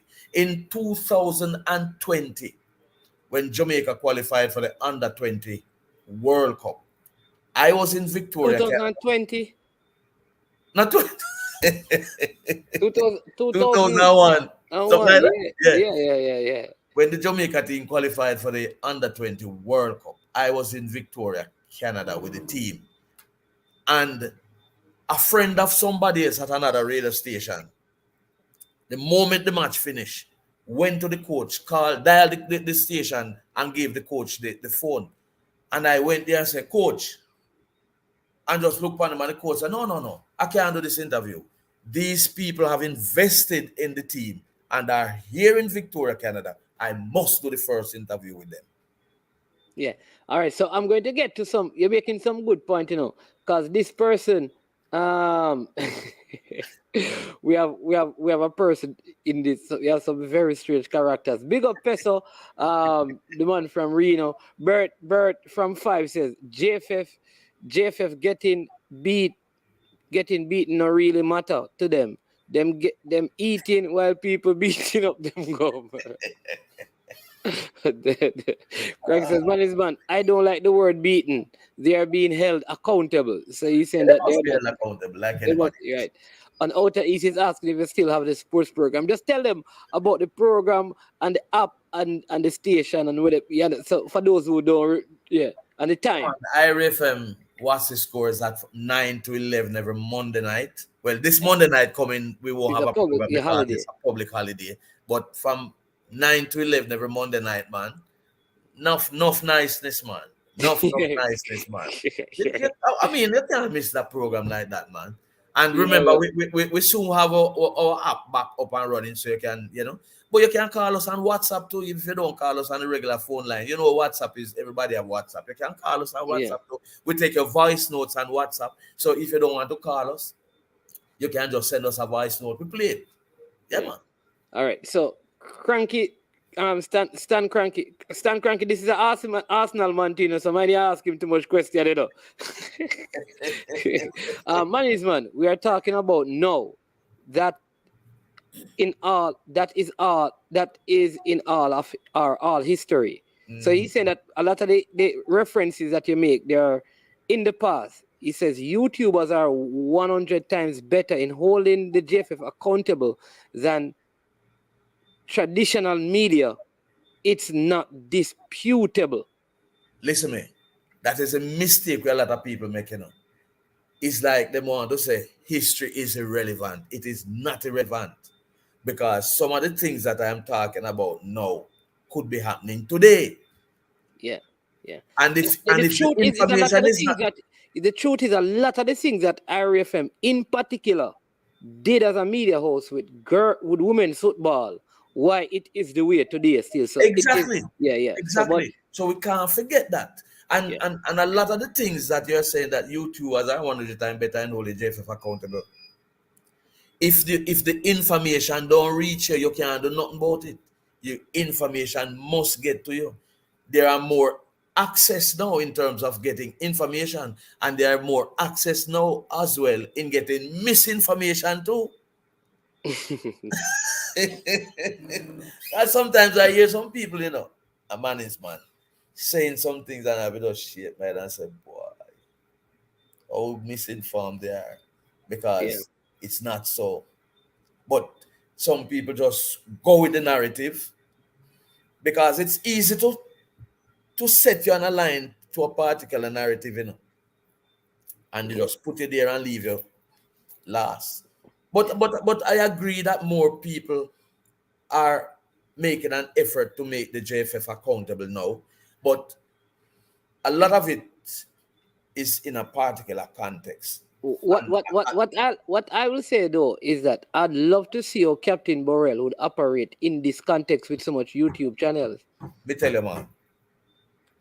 That's what I'd have loved to see. Listen to me. You see, a lot of the things that happen now, some of them used to happen at Captain time, But as you said, there are more access. There are more access to information now. Exactly. I think access to information Captain has would adapt to the time. Captain would move with the times, man. Captain. And you see, sometimes perception, when some people do some things, we accept it to an extent. But when it's somebody else that does the same thing, we don't want to hold them accountable. Yeah. And I am saying that maybe because of the personality of Michael Ricketts, people will easier beat up on him. And he's not known as a guy who's wealthy. So people beat up on him. And some of the same thing. And he has challenges with some of the persons that work with him too. Because we can't not accept the fact that Dalton is not a Raymond Grant and is not a Horace Reed. We have to accept that. You understand? But had the same thing existed with somebody of a different stature than Michael Ricketts, I would want to challenge some of these persons that they would not be coming down on him like they're coming down on him. Especially when he's not wrong. Yeah. So let me see if I can, break this down. What you're saying then is that his status as a person has a lot to do with how he's dealt with. Because how some people deal with him. Yeah. All right. I have two. And this is a final thing. People, if you don't get, I can't take any more questions. I have to release because Mr. Williams, he have other things to do. Right. So this one says, there's a text coming. Ask him how to fix the GFF, but I'm going to tie it into this one. It says, ask the host. I am the host, Lanesra. One come to come and show you the You want to take your program from you? Sure, ask the host, what's your views about the GFF and the Constitution governing them, and do you think the president should resign? Please. All right. So he says, ask him how to fix the GFF, right? So, yeah. So put those two things together as best as you can. If I am to tell him how it should be fixed, it would mean that I am accepting that something is wrong. You're a real journalist. But I think the structure maybe not be too bad, but the people who operate within the structure is bad. And what you find, regardless of the Constitution of the JFF, the same thing happens right across the board in all of the sporting organizations, barring none. It's just that football is so glaring. Yeah, man, you just saw it. The Jamaica Table Tennis Association. I was just going to that. Yeah, the JOA and the J3A had the problem with the whole flight thing. Exactly. Yeah, understand me? And if you should hear some of the reasons why some of these things are happening. Yeah, I'm going to tell you, Billy Heaven waiting until the second coming to return. Because, you know, the man. So it is not really different. I remember in Captain, you remember when Captain lost that election? Oh, it was 100 odd people that were voting, you know. Yeah. And we reached down to 13. 13. Which is what a lot of people are saying. That needs to change. Yeah, but I change it from the 100 odd to come down to this. Yes. You see what I'm saying? I don't agree with the 13 thing, though, you know. Yeah. But you had it at 100, I must say 212 thereabouts.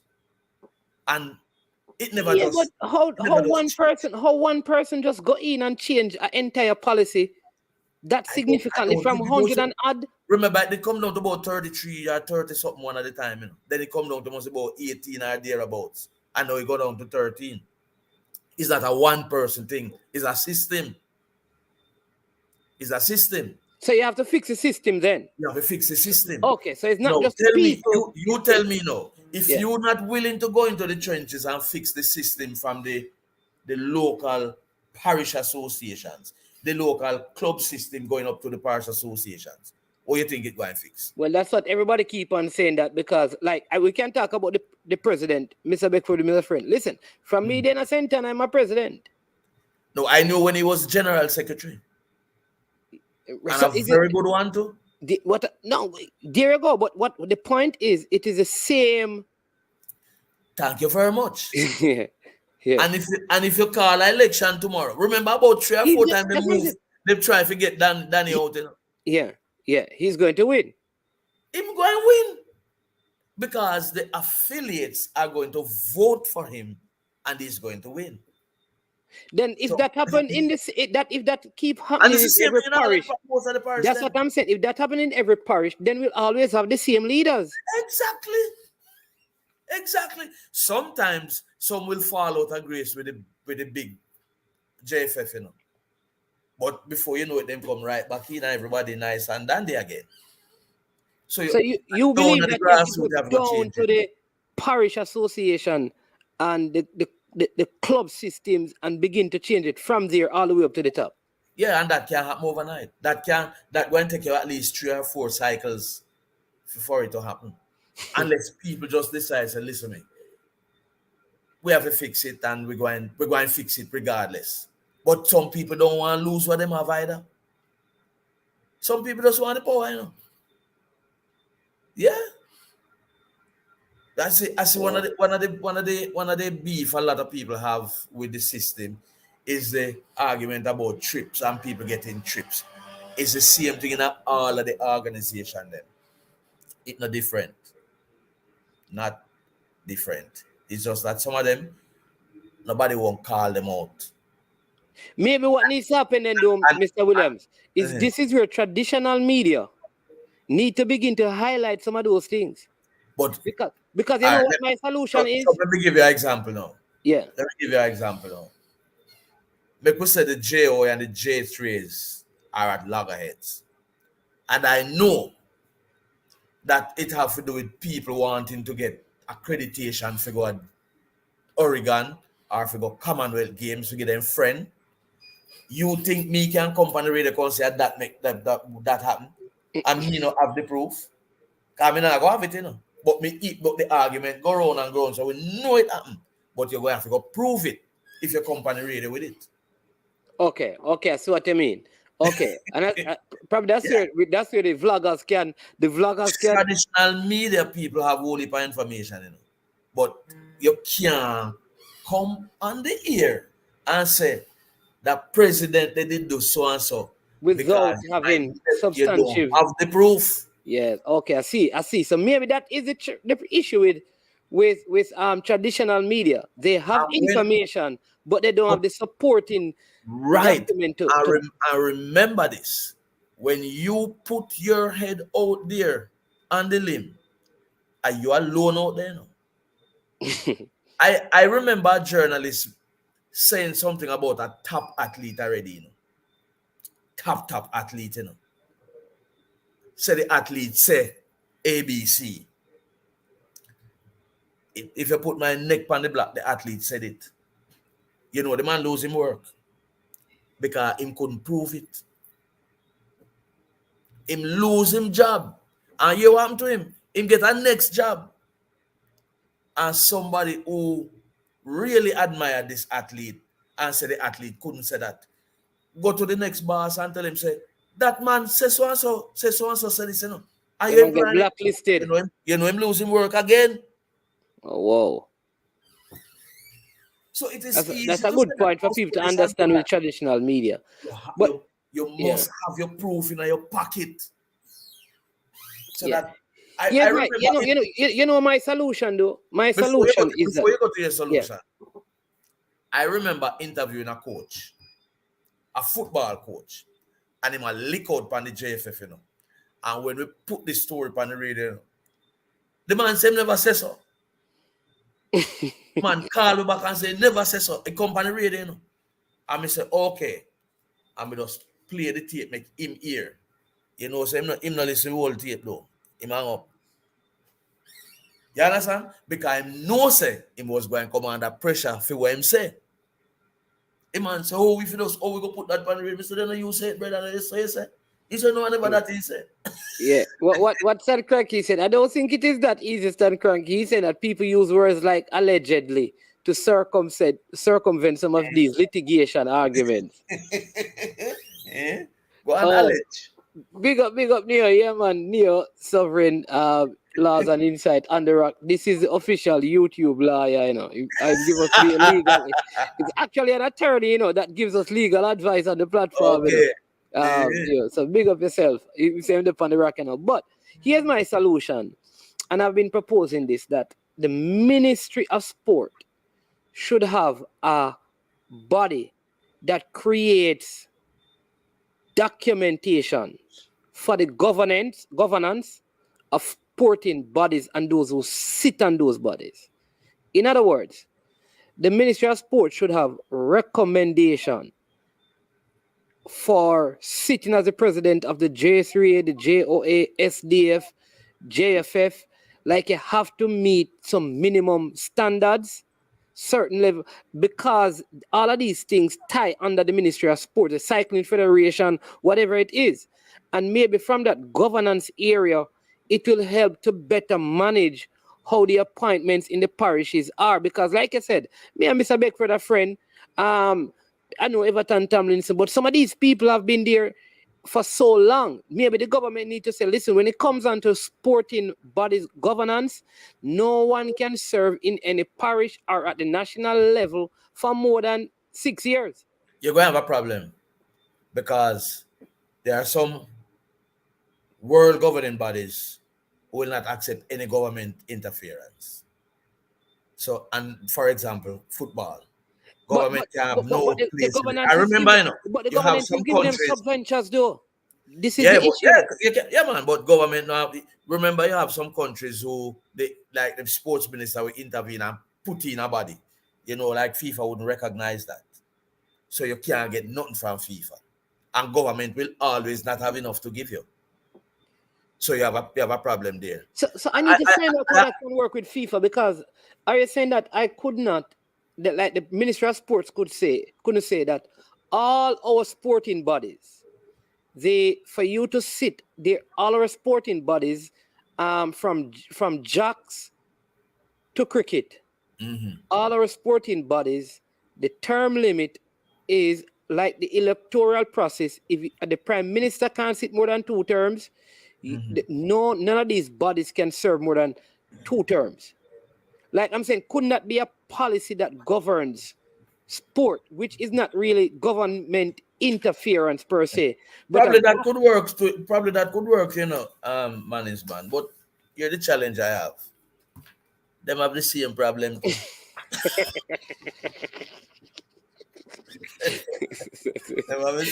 You say a potter cause Keko said black. It sounds as if there is no solution when they say that. Still, Yeah, it's so like. But it's a reality. It's a reality because they are going to put people there who will sing from their hymn book, and that is not necessarily going to bring a solution. You understand? But I just believe that if you get people and their peers together, they must can come up with people who can lead. But why? It's just not happening. Just not happening. And it's the funny thing about it, we do so well in sports. Yeah, listen, I will say this to you. I think what has happened with the administrators of track and field is that our performances has hidden their problems.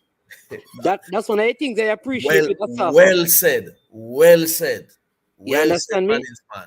Yeah, because when I listen to Asafa, a lot of his issues is really with the leaders at the. Let me just. You understand me? Yeah, so I understand it fully. Because I know about it, you know, and that is why I'm saying these things are not football issues. These things are Jamaican issues, because you can find the same thing in a lot of the organizations. But it's just unfortunate. But we continue to do well on the big stage, and it as I said, covers some of the dirt. But how long can we continue? It holds us back, you know. The moment, oh geez, our captain that was winning the Caribbean 5-day tournament, Lambert. Yes. Tamar Lambert. Yes. All right. When Tamar Lambert left and we started losing, you realize that there was no kiddies cricket, no primary school cricket, no all-age cricket.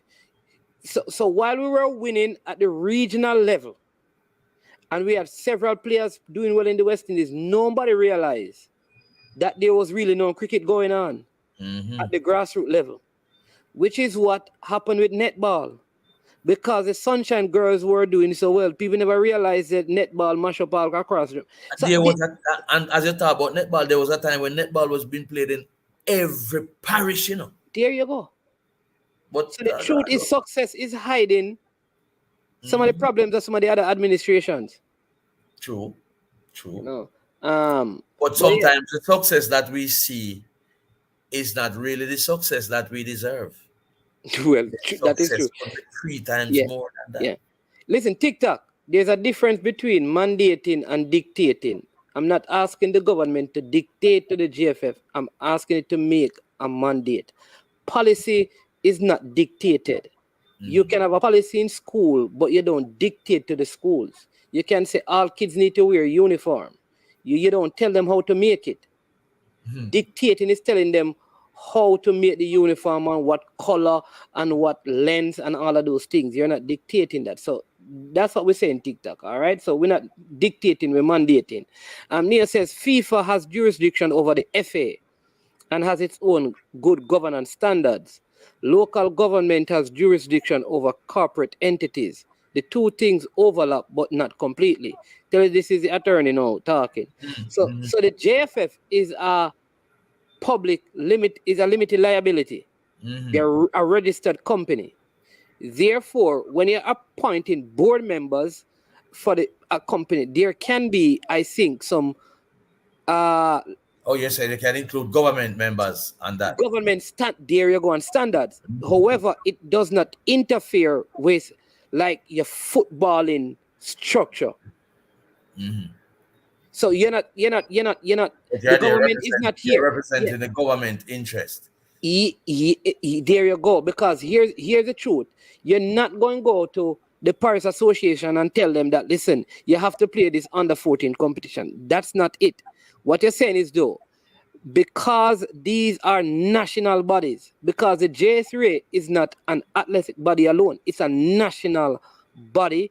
Same thing with the Cycling Federation and all of those things. It's like, Caymanas Park is a good example. Because for you to be is a chairman, they call it. They have a policy document of how you have to qualify to be that. Yeah, but do you have a world horse racing governing body. that I don't know. Right. That is why the government can't. That is why government basically own that. There's no policy above that. There's no overarching body above that. So they don't have to answer to a regional governing body. They don't have to answer to a world governing body. So it makes a difference. FIFA demands FA to accept their jurisdiction over football rules, spending and management, but government can set standards for how corporate entities conduct themselves in terms of crime and malfeasance. But crime is crime. Even if it's a FIFA body. You see what happened in 2015. And right. So when it's a crime and you can prove that a crime was committed, and what if a man gonna pasture? Hey, listen, this is such a good conversation. People, we have to run. We say 1 hour, then we go to 1 hour and a half. I'm not going to 2 hours. And Mr. Williams, depend the JOB. You understand me? Yes. But thank you so much. Listen again, tell the people about what's the score, and and thanks again for coming. What's the score is probably one of the oldest sports calling program on local radio, and we continue to carry through every Monday night, 9 to 11. Always exciting. We have some of the best resource persons on it, right? So join us, man. You know, you're kind of late now still if you're just going to be joining, but nevertheless we welcome you. Man, listen, thanks again, and big up to the entire Irie FM family. It was such a pleasure talking to you. I hope we get to do this again when the West Indies start winning. Don't know. Well, it's so like you tell me this is the first and the last program. No. You know what I'm going to ask you is, like, hey, one of these days I need to talk to you about this fitness test, that a man can be unfit 1 week and the next week he pass. You need to give me some information on this fitness test business. Remember, and I have 2 examples of a player. I remember a West Indies team playing at Sabina Park. And we get the information about the starting team. And we said, then how comes a player in the starting team? Them say him injured. When we call the player say injured, me never know. And I remember the name of starting 11 for a Jamaica team in Kansas, a World Cup qualifying match. And the player was left out at the 11. Them say him injured. But when you go to those matches, you're in the press area, so you're really far away from the players. So when the match finished and we go back at the hotel, and I said, what I'm to you, man? Man said, me injured? I said, of course, then that's why you're not playing. He said, he never know that.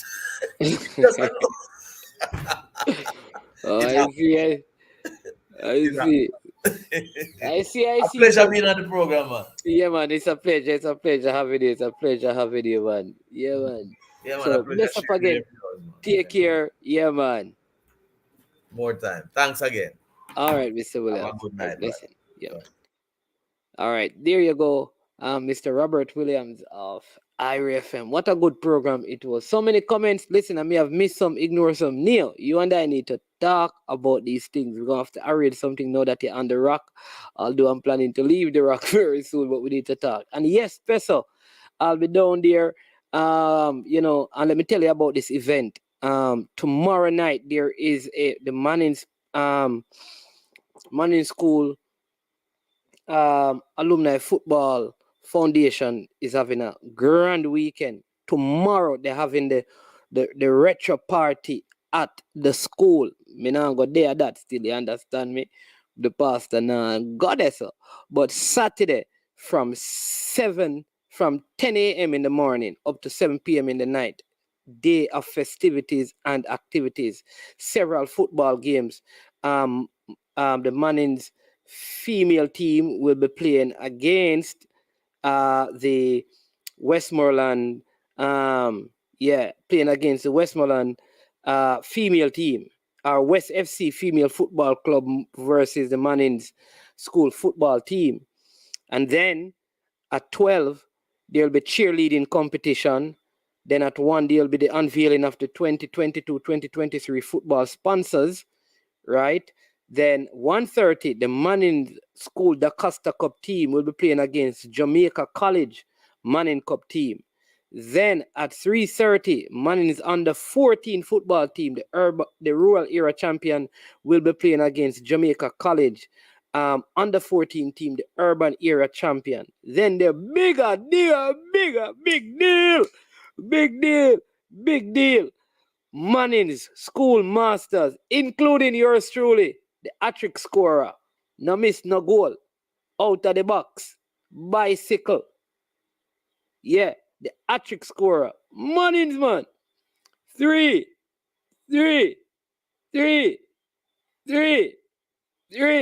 Me I go score people. Come in and watch it. Me I go stream it so you can see when time I score it off the volley, when me score the bicycle, and when me score the header.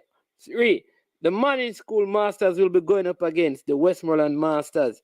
Think about all of them big time arena ballers trying to take on your truly management. It now go work, my people.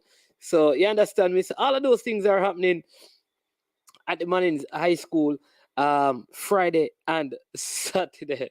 Yeah, I'll try not to hurt myself and try not to get allow anyone to hurt me. Yeah, that's me. So Neil, we're going to talk, all right? Cranky says, Mannings, you need to support all aspects of the program, including tomorrow's party, most dancing.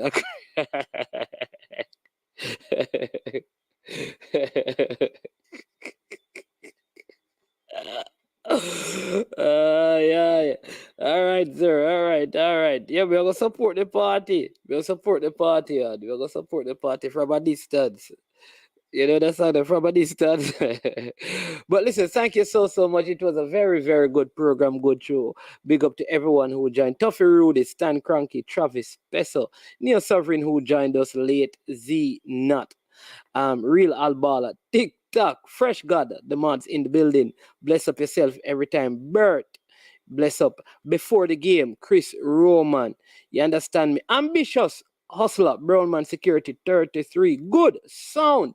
Bless up yourself. Rob Simmons, as usual, was also in the building.